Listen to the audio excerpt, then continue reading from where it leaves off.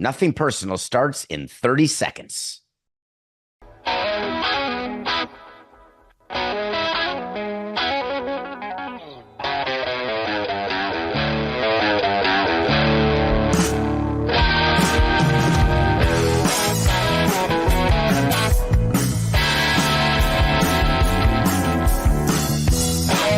It's just business.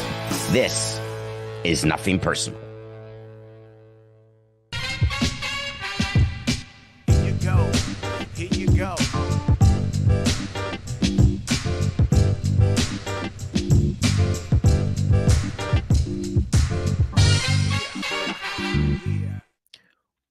One fine day.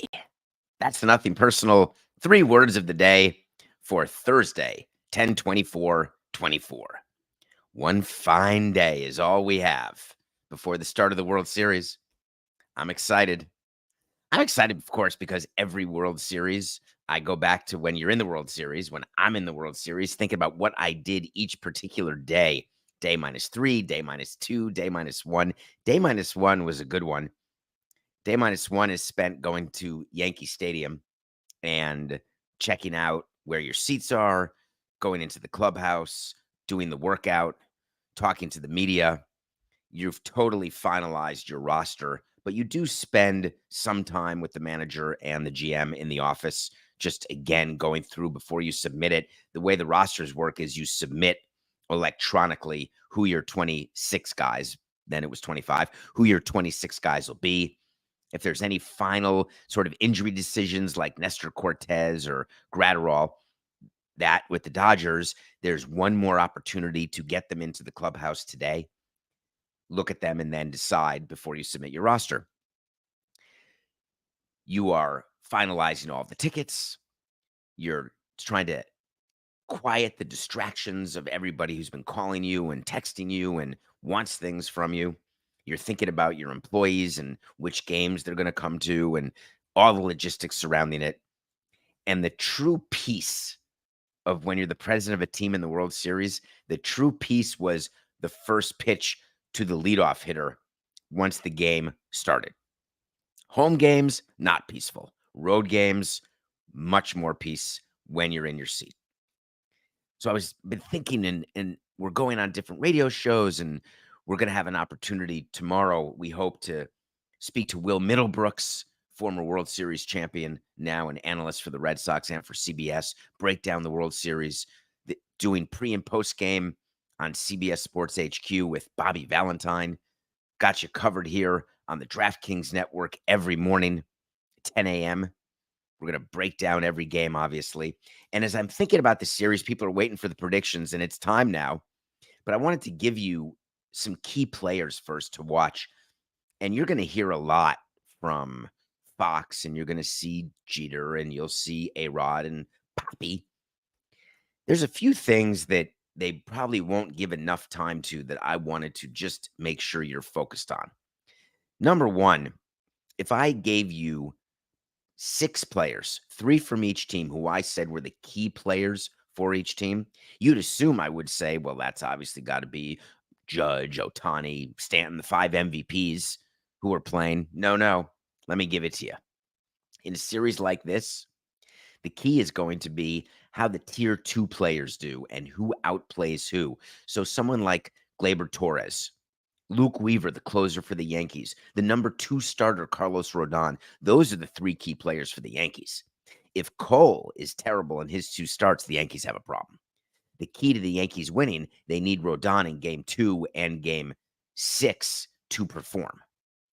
Luke Weaver, their closer, how many saves is he going to blow? How many times do they have to go to Clay Holmes instead? Or to Nestor, even if he makes the team?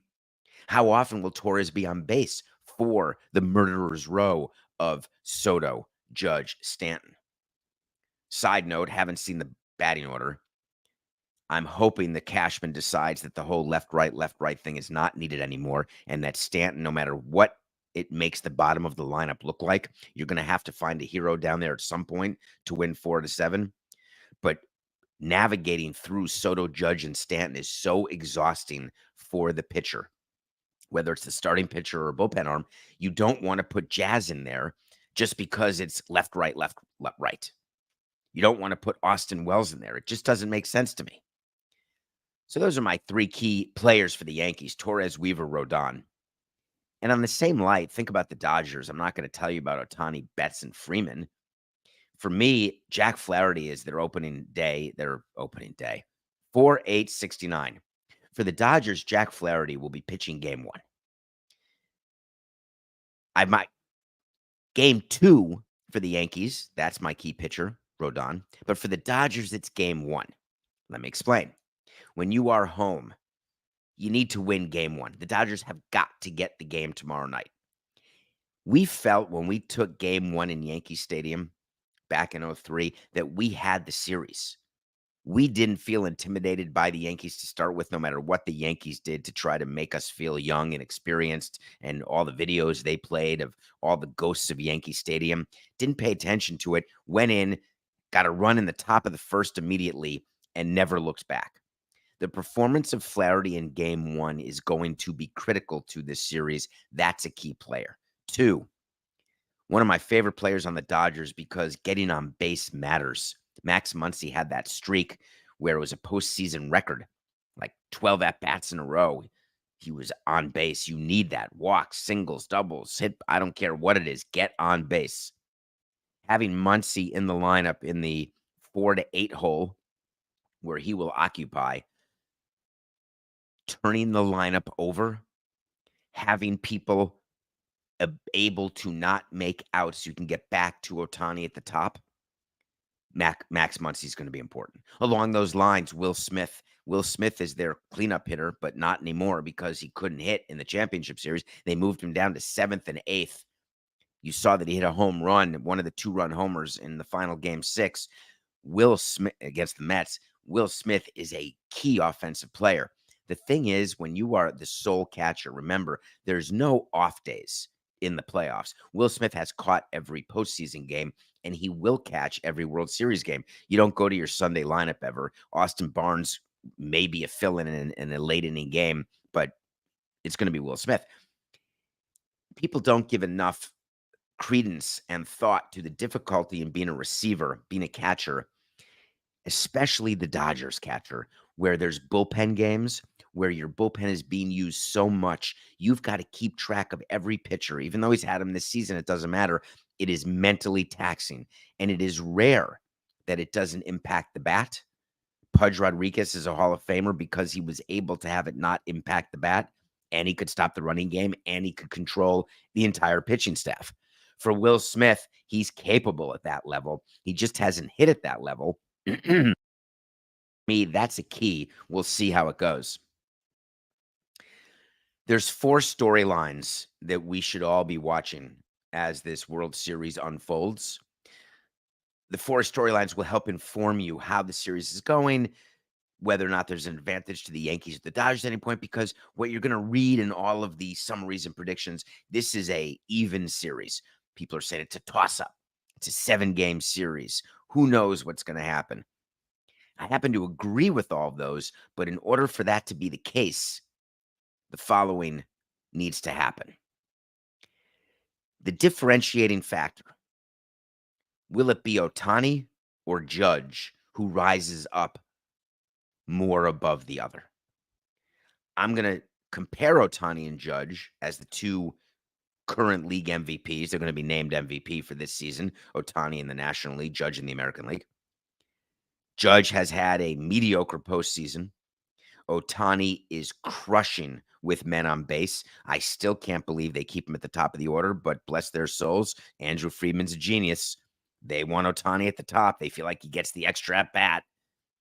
He does seem to come up with runners on base because the bottom of the lineup is so good. Strategically, if I'm the Yankees, I'm treating the bottom of the lineup not like bonds. I am going after the bottom of the lineup, make them get on base. Do not walk. Side note, Coco, just quickly for a storyline to watch. You know how the Mets kept walking everyone with the Dodgers? If I'm the Yankees, I'm meeting with the pitchers during the pitchers meeting and being very clear. I am perfectly okay with the 6, 7, 8, 9 hitters hitting home runs every time up. No problem. Let them all hit solo home runs and we'll give up 4 runs every time through the batting order. No problem. Of course, that's not going to happen in the real world. You can throw the ball over the plate and a hitter won't hit a home run every time, but you simply cannot walk 6 through 9. We will watch that number as the series progresses, but any sort of problems with 6 through 9 gets you back to Ohtani with men on base where he's crushing it. So whether Ohtani or Judge performs better, that will be an indicator of how the series goes. And then the level below is Soto v. Betts. Coincidentally, they play the same position, right field, but that's not why I chose them. When you are the second tier MVP, which is a hard thing to say, but Betts is second tier to Ohtani. Soto is second tier to Judge, not necessarily in a particular game, a particular at bat, a particular moment. I wouldn't want to face either of them as an opposing team, any combination of Ohtani, Betts, or Judge Soto. But that said, when we evaluate them, I'm splitting them up. And when I split them up, I get to Soto Betts. Who performs better there will be another way to help inform. Third story I'm watching. Freddie Freeman's ankle. I don't normally watch another man's ankle, but in this case, I'm obsessed with it because people seem to misunderstand how hard it is to have your plant leg unable to be touched, that you cannot run, you have no range on defense, but you are a gamer in a way very few players are or ever have been. Forget Kurt Schilling's bloody sock. Freddie Freeman's ankle is a way bigger story. Have you ever tried to do anything on a really bad high ankle sprain? If you are an athlete, if you are a person, every step you take, every move you make, I will be with you. Freddie Freeman, the extra 4 days, this was a good one. People are saying he didn't play game 6, and then he got all this rest. It's all going to be better now. I can assure you, he got treatment every day for hours. There is so much medicine in there that it is making his tummy hurt, but it's not better. In order to properly get a high ankle sprain, it's 4 to 6 weeks. You're in a boot. You're working on getting the swelling out naturally, not artificially. What trainers do when they're rushing to get a player ready to play, whether it's football or baseball, and I've watched it happen in a baseball training room, it's all artificial. You cannot make something happen faster than nature. You can do things that you can pretend, oh, this will speed up your recovery. We like saying that to people. Pharmaceutical companies like saying that to all of us. This will speed your recovery. The minute you feel a cold, take our product and your cold will last 40% less. 40% fewer days for a stuffed nose and a sore throat if you buy this for $19.99. If you wear the following boot with a sprained ankle, your swelling will go down 42% faster. Well, in 69% of the instances that I've seen, artificial means masking the existing pain that naturally goes away over time. And guess what? A week is not enough. So, Freeman's ankle, I'm watching it. And the final storyline that we need to talk about, and it will be a consistent story over the course of this series, will be the bullpen. Which bullpen will prevail? And I don't mean the front end of the bullpen where the Dodgers are going to throw a bunch of a bullpen game in game 4 for sure at the very least, and who is in the first, second, third, fourth inning. I'm talking back bullpen. Blake Trine and Luke Weaver. Who's got the most blown saves? How does Clay Holmes perform versus Michael Kopech, who don't be fooled by the fact that he started the bullpen game in the championship series? He's a back end stuff guy. What about Daniel Hudson, Ryan Brazier versus Tim Hill and Jake Cousins? Who's going to have the advantage? We'll look through the bullpens after each game. We'll take measure of the bullpens. If I had to guess, I would say that bullpens will have a bigger impact on this series than starters because starters have become just sort of middle relief long people. How about a prediction, Coca? Wait to see is when we tell you something's going to happen. If it does, great. If it doesn't, fine. This is one that we'll know at the latest on November 4th, Monday's show, because the series could end November 2nd, which is a Saturday. Everyone's calling for this series to end in 7 games. People can't decide, are they Dodgers in 7, Yankees in 7? Some people are Dodgers in 6. I haven't really seen a Yankees in 6. As a matter of fact, Coca, when we look at the odds,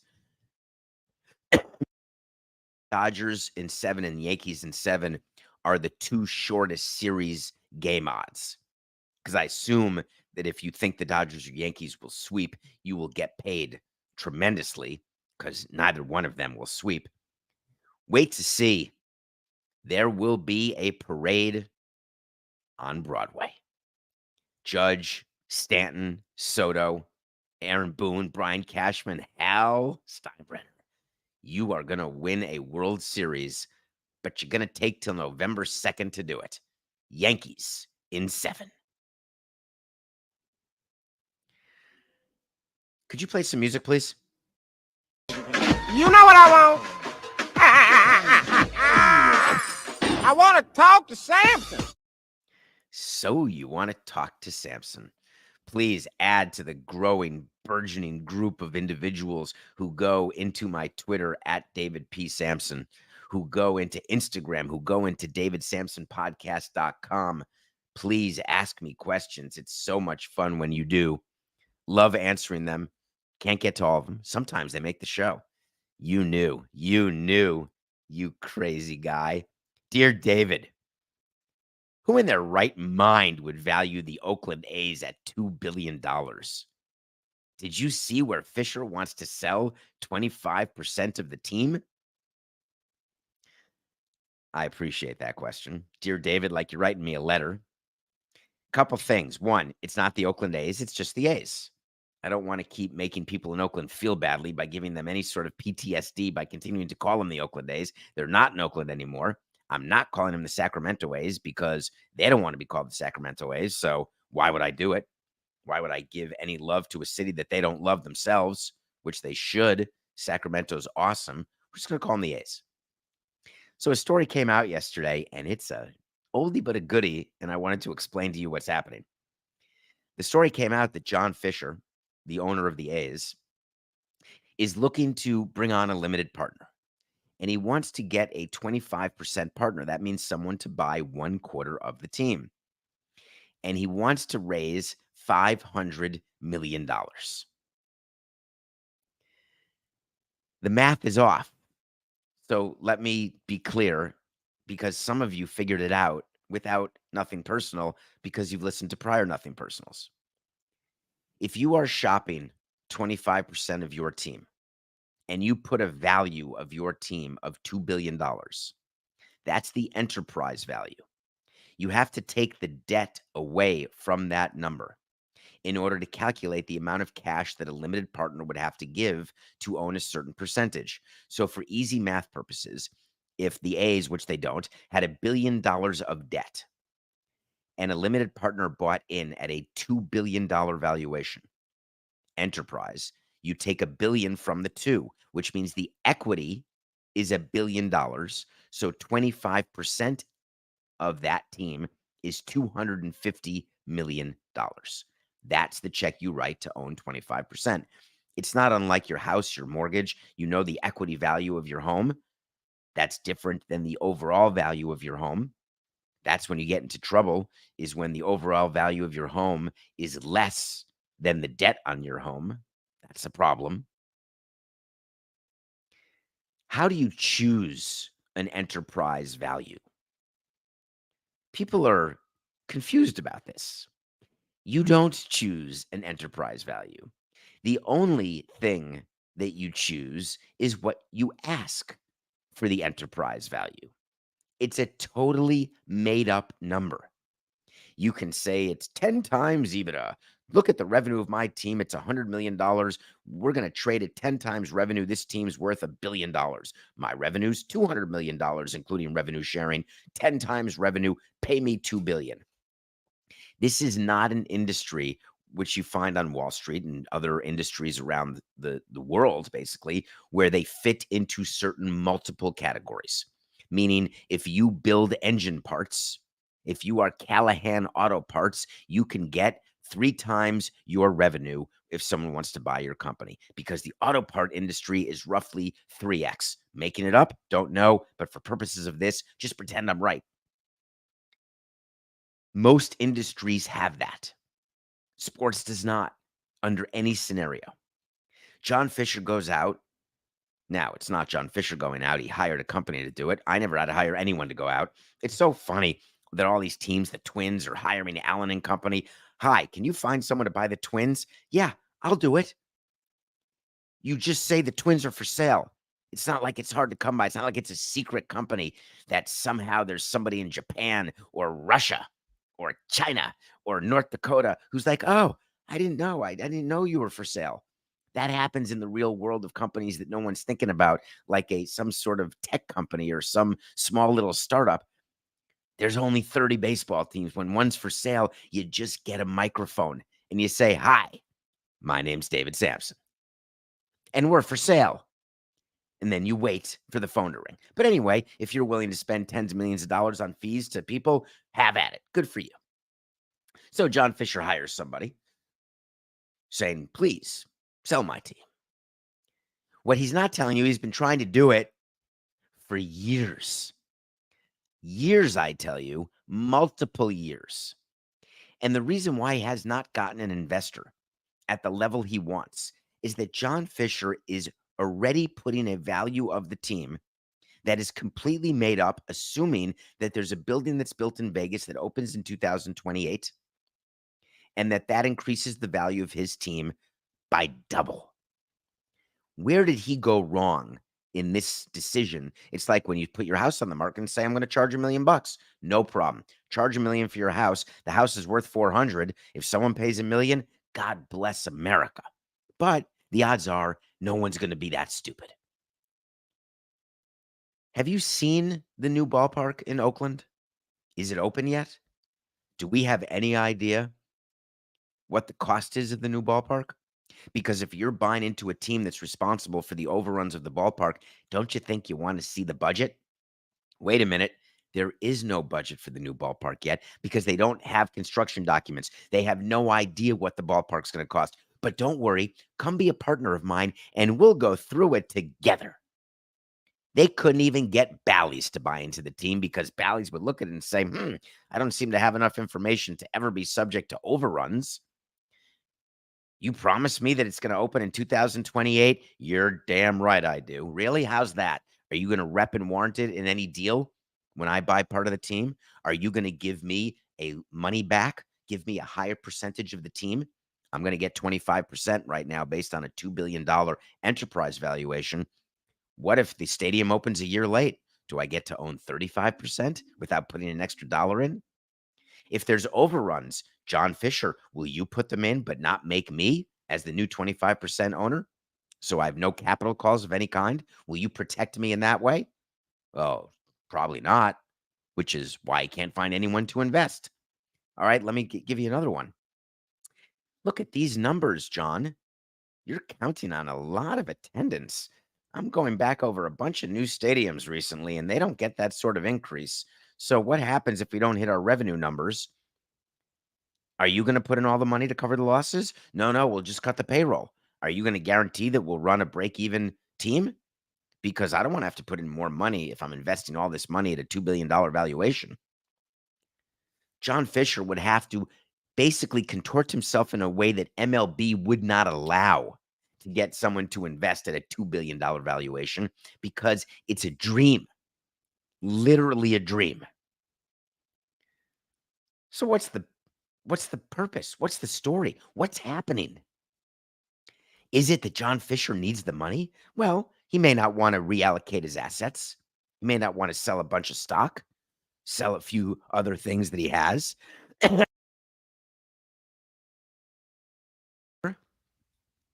He's just a responsible businessman who wants to lay off some of the risk. Because this whole Sacramento Vegas plan, it's fraught with financial risk and uncertainty. And any smart businessman, when they see something that truly they don't control, And don't get into me that owners control attendance, that owners control on-field performance, and that owners can make a market good just by spending money on the team. It's poppycock. You can certainly invest into your team on the field and hope that things go well. You can invest in your team on the field and things don't go well, and you don't have the runway to keep it going, and then you're really screwed. That sounds like an autobiography. John Fisher could do anything to have raised the money that he needs to show that he can pay for his part of the ballpark, but he doesn't want to be in that position. So there's nothing that's changed from today to last month to the month before to the year before to the year before that. There is a responsible number that an owner and baseball comes up with what the contribution will be to a stadium. Then there is the discussion of what the team's capital structure will look like. How much of the team will you own? How much money do you have to have in the bank? What do you do about ensuring overruns and figuring out what your team looks like in all downside cases? You work with baseball on this. There are financial, there's a CFO of baseball, there's a labor department, there's the deputy commissioner Hallam. All of these people are working with the teams because it all at the end of the day ties into labor. Because what do you think an owner does when he's forced to spend more money on one thing? He takes it away from another thing. And the thing that gets taken away from is always on field payroll. This is as old as the day is long. I cannot wait. I truly can't wait to keep following this story. People must be lining up to get 25% of that team for $500 million. Not. He won't find one person. I don't even think it's such a bad deal at $2 billion that I don't even think foreign funds, the PIF, the GIF, the JIF, the KIF, the DIF, any possible, this SAAF. I don't think there's one F that gives an F about saying no because you can't say yes at that number. Nothing personal pick of the day, presented by DraftKings. Stay tuned because you'll hear more about DraftKings and all it has to offer throughout the show. DraftKings, the crown is yours. The NBA heads into night 3 with a marquee matchup between the Oklahoma City Thunder, the potential favorites to get out of the Western Conference and make it to the NBA Finals, against the Denver Nuggets and the perennial MVP candidate, Nikola Jokic. The Nuggets, coming off a world championship 2 years ago, trying to get back to form after ceding the throne to the Boston Celtics last season. The Thunder are getting 2 points as they head into Denver, and I love the Thunder +2 as my nothing personal pick of the day. Right now, subject to change, the number is -108.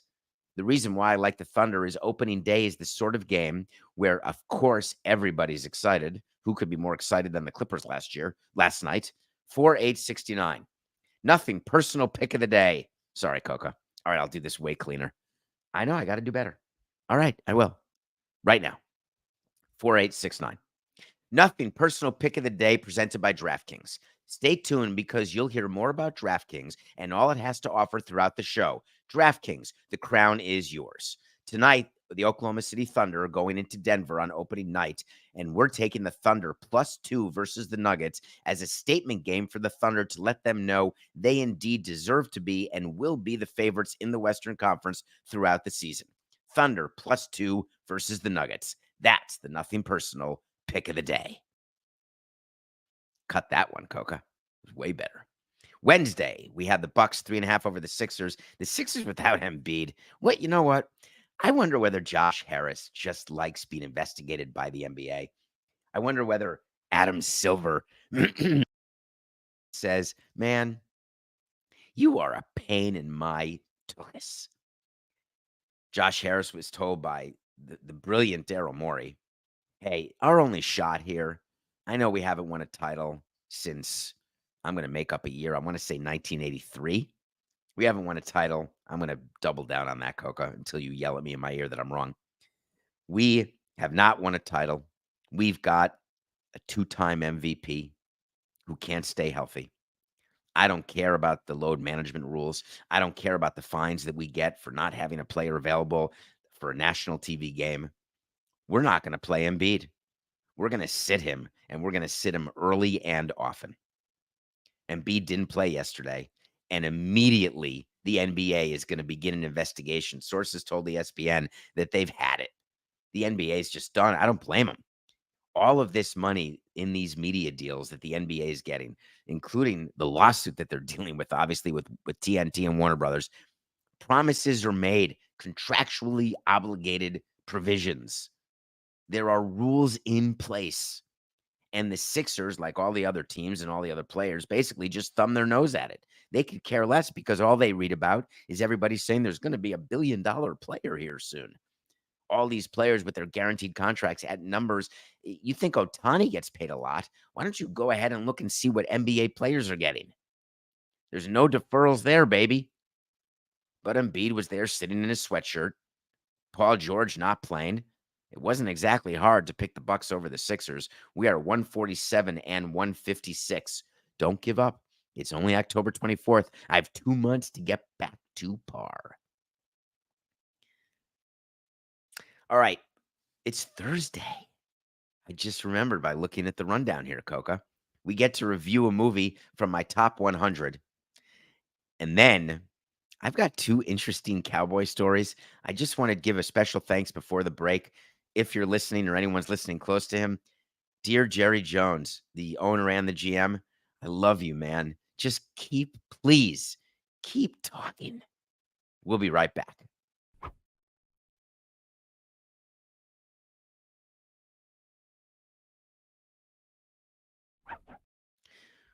Welcome back to Nothing Personal. It's David Samson coming at you live, 8 a.m. Please go to the Nothing Personal with David Samson YouTube channel. Get into the live chat at 8 a.m. Eastern. If you can figure out my word of the day, you'll get some free merch. There is merch available at davidsamsonpodcast.com. Thank you for supporting us, for voting for us, for all the things that you do with your time, for all the amazing awards, everything that you do. We're appreciative as we are now in year 6 of being here together. So every Thursday, we're going to review a movie from our top 100 list, which you can find at davidsamsonpodcast.com. Coke, I got a quick story for you. I was with people who I work with, and I pointed out our website, and I pointed out this tracking document. And these are people in the industry. And our tracking document is available on the website that shows our top 100 movies. It shows all of our picks of the day, all of our wait to sees. Everything we've done is right there for you to look at davidsamsonpodcast.com. Just under links, go to tracking document. And I have yet to find one person, Coca, who agrees with the fact that we have that available to you, the audience. And I got to tell you, to me, it's a no-brainer. I want you to look at what we've done. I'm totally accountable for everything I say. I think that's the biggest thing with other on-air personalities that you do not find here. I'm not right all the time by any stretch, but you can bet your bips that I'm going to be accountable. So our top 100 at number 68 is a movie called Straight Outta Compton. I had not watched Straight Outta Compton since the first time I watched it and put it in my top 100. So I sat down to watch it yesterday in about 2 hours and 20 minutes. And I was blown away. Blown away by the performance of O'Shea Jackson Jr., who plays Ice Cube's father. He's the real life son. Blown away by Paul Giamatti's performance. Blown away by the actor who played Dr. Dre, the actor who played Eazy-E, even the actor who played Suge Knight. If you weren't alive in 1991, and that means that you are younger than 33. So we've got a pretty large audience right now that's under 33. You may not remember some of the riots that took place in LA or reading about them, or to you, it's the same as, the shootings at Kent State or Pearl Harbor. It was a time that I will never forget. I was 23 years old. I had just started law school when Rodney King was beaten senseless and senselessly by LAPD, all of whom, the majority of whom were acquitted in a trial that everybody was paying attention to. It led to terrible riots. And I had not at that time focused on the role that NWA was playing. It just wasn't my kind of music, or I just didn't know enough. And what I learned in Straight Outta Compton, and then I had forgotten a little bit and then relearned by watching it a second time, is what they had to go through, what it is to be representing people on the street, but yet you are running a multi-million dollar business, trying to stay credible, but trying to understand that you've got a totally different life. And then all of a sudden, those lives intersect, tragedy happens, business happens, breakups happen. You should watch Straight Outta Compton, because what Dr. Dre has done, what Ice Cube has done, what they did as NWA, Death Row Records, the backstory, Ruthless Records, the backstory to all of this, it's impossible for you to go through life and not know this story. So please watch Straight Outta Compton. When you're done with Straight Outta Compton, make sure that you don't forget to watch The Comeback on Netflix. This message presented by Metalark Media.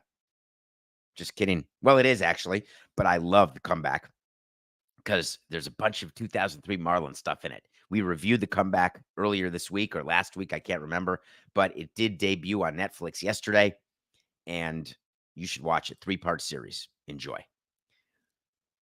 All right, Coca, can you please do that random number generator so I get to figure out what I'm going to watch this week? Thank you for this spreadsheet that one of you did. All right, Coca, press it, and then let me know what it is because I can't see. We haven't done that yet? Bridges of Madison County? So I've got a movie to review. Have I reviewed, Coca, Peak Season? I'm going to check right now on my list. I just reviewed Peak Season. And did I not review it that it was like Bridges of Madison County? There's a moment like Bridges of Madison County? I believe I just mentioned it. And now the random number generator has me watching that movie again? Life is funny, man. I love life. It's so awesome. I'm going to watch Bridges of Madison County today. No, I want to watch Closer next Thursday. Maybe I'll do both. It'll depend when I really want to cry. All right. When I said to thank Jerry Jones, let me explain to you why I said to thank Jerry Jones, because the Cowboys are they're a ratings behemoth. When we go and think about and get numbers about what people listen to, some things that I talk about, you guys don't want to hear. And I'm sorry about that, but I really want to say them. Cowboys, it's fun to talk about, and everyone wants to hear about it. I got 2 Cowboy stories for you today. One of them funnier than the last and more ridiculous. First, there's a lot of talk about the Cowboys kicker, Brandon Aubrey, and how he's missing practice this week for jury duty. Let me be clear on 2 things about this story.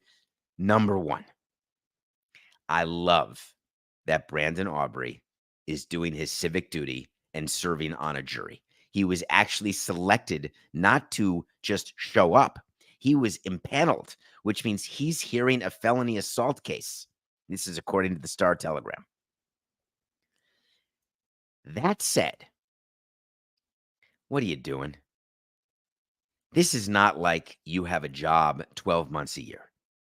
You can postpone your civic duty to a time that would be a little better than now when you're missing practice, but you'll be fine Sundays because the jury's not impaneled on the weekend. What if you were sequestered? Hi, I'd like an exception. I promise I won't read the newspaper. I promise I won't go on X because that's where I get my real news. I promise everything's going to work out fine. Just please let me go so I can kick a ball between 2 uprights and hope to not get the occasional doink. Although, frankly, with the way our team is, I don't really get to kick so much. So maybe I can just not practice and not show up at games. I never had a player. So many of you reached out to me yesterday. No, I never had a player serve on jury duty during the season. That's unacceptable. Not many players had permanent domiciles in Montreal, and in Florida, the permanent residents of Florida, if they were called to jury duty, either they'd ignore it or they would postpone it. You postpone it to the off season because you live there anyway. Nobody goes into a jury room. Hi, my name's David Samson. I can't serve during this time period because I have games. But that time period, no problem. You know what the jury foreman would say? It's not the foreman, it's the I'm totally blanking the name. The clerk. Thank you. Thank you, Coca. Look at you, you legal scholar. The clerk would say, no problem. We'll move you to those dates. See you then. Piece of cake. You don't miss a practice. You barely go out of your way to your local Starbucks. So no, I never had a player serve jury duty. I want everyone to serve jury duty. On a side note, I think you should all serve jury duty. It is an honor. We're lucky to have a system where we are judged by a jury of our peers. And if you're afraid that you're not judged by a jury of your peers, that means your peers aren't serving on juries, which means you're not either. So don't complain when you don't get a jury of your peers when you're not willing to appear on a jury. The other Cowboy story, our job as a team president, we're trying to make money, we're trying to raise revenue, and we're trying to win on the field. Not necessarily in that order, or maybe definitively in that order. It depends on the day, the week, the month, the year, the team, the location, the season. The Dallas Cowboys have built a behemoth. There's a reason that they have a team that's worth, according to the magazines, which you should ignore. But let's say if they were sold, given where the Guardians high, given where the Commanders actually sold, it is high likely that the Cowboys would have an enterprise valuation of $10 billion. That doesn't come from winning Super Bowls in the 90s and early 2000s. It doesn't come because you've lost and not been a productive team on the field. The reason that your team is worth that is that your league has increased and improved its national media deals, and you have created revenue streams that are local to you that are unmatched in football. What Jerry Jones has done to raise revenue in Dallas around his new stadium, you should be genuflecting toward him as a business person. It is tremendous. One of those streams of revenue are tours. When the Marlins were playing the Texas Rangers one year, I don't remember which year, I took my son to the games. He had not been to that ballpark. And we took a tour of AT&T Stadium. It was tremendous. I saw the art in the building. You saw the office space. You saw the training facilities. You saw the clubhouse. It was a real, legitimate tour. But it was a tour. I was president of a team, but I wasn't wearing my MLB badge. I was just trying to be dad. And I would try to do that, once or twice out of every 365 days. But we went online and waited like ordinary people. We did everything not special, no connections. Went there, bought the tickets because I wanted to see the experience as it was experienced by a fan. Because we were building Marlins Park and I wanted there to be tours at Marlins Park because I thought that would be another interesting way to generate revenue. Once I was done with the tour, I'll cut to the end very quickly. Once I was done with the tour, I was like, I don't think we can copy this in Miami. AT&T Stadium is just this unbelievable site that is tour worthy. And there's people in the area because there's the amusement park, there's the Rangers, there's a bunch of other stuff going on there that we didn't have in Little Havana. I didn't think anyone really would come to Marlins Park. We did do tours of Marlins Park, but it didn't generate nearly the revenue that Jerry Jones has. There's a thought that they generate about $10 million a year of revenue. It's incredible. Selling 500,000 tickets, generating $10 million. Good for them. Here's the thing that happened yesterday, which is so weird.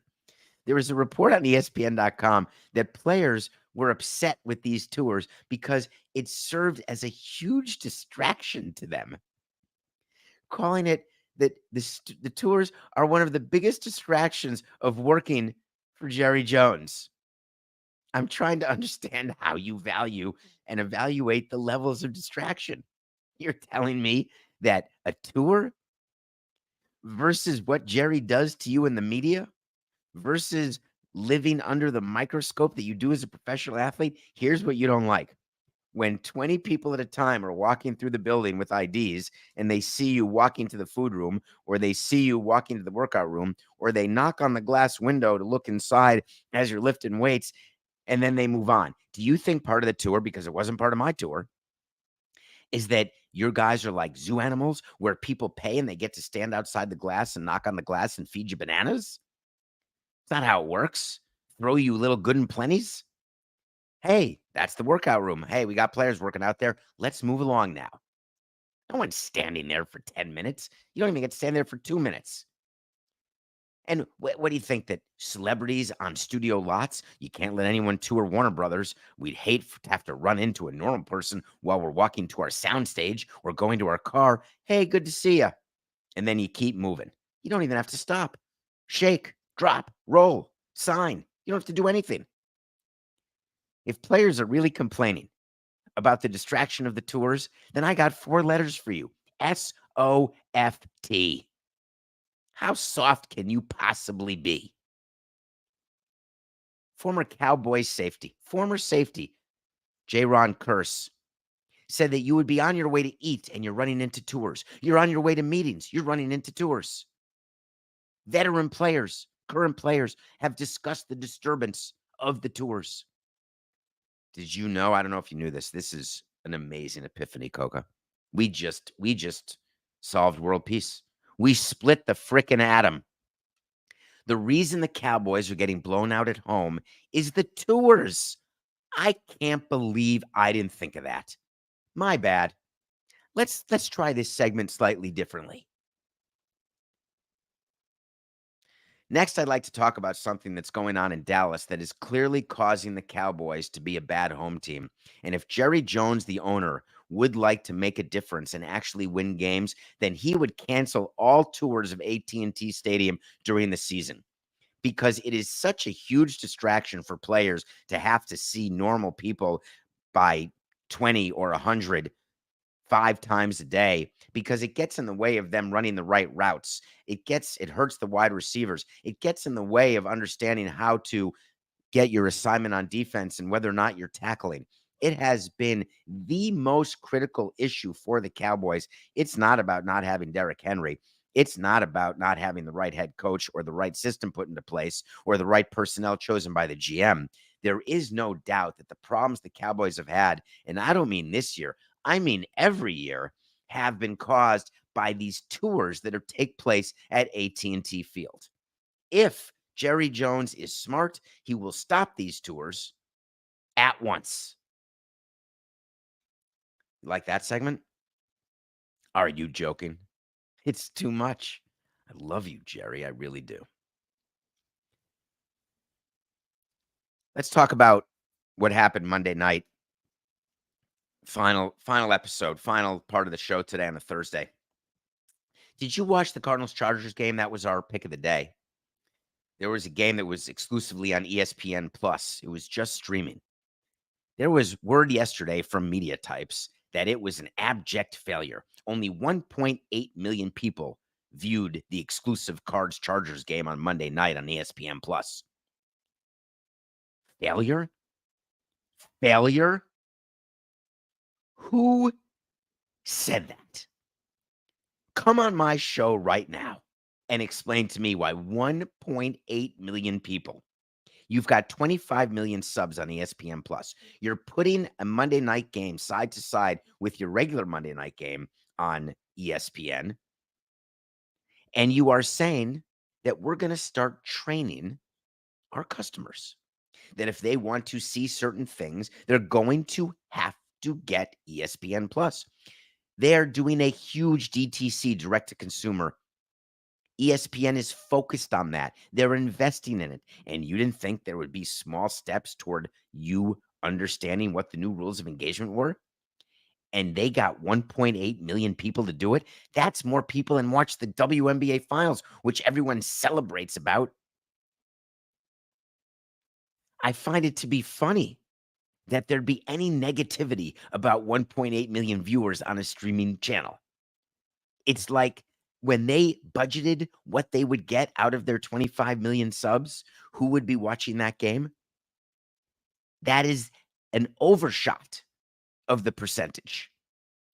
The reason why you consider it a failure, and I'm saying capital Y, not you specifically, is that you're so used to seeing 13 million on Prime or on Peacock and 18 million on Fox and all these numbers that just are mind-boggling. Yes, that's true. But when you are doing something new, when you are refocusing your customer base or getting them to understand that life's about to change and you're either on the boat or you're off the boat, you budget for and plan for interim periods.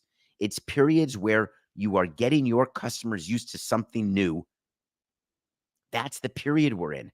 And if you can draw 1.8 million, I have a surprise for you. It means that you're going to be able to draw 5 million and then 10 million and then 15 million. And then eventually, whether it's 5 years or 10 years from now, because that's how far you plan, ESPN Plus, all of these streaming, the paywalls, that will be how we do business. It'll be how you watch and how we deliver. Why? Just business. See you tomorrow. This is nothing personal.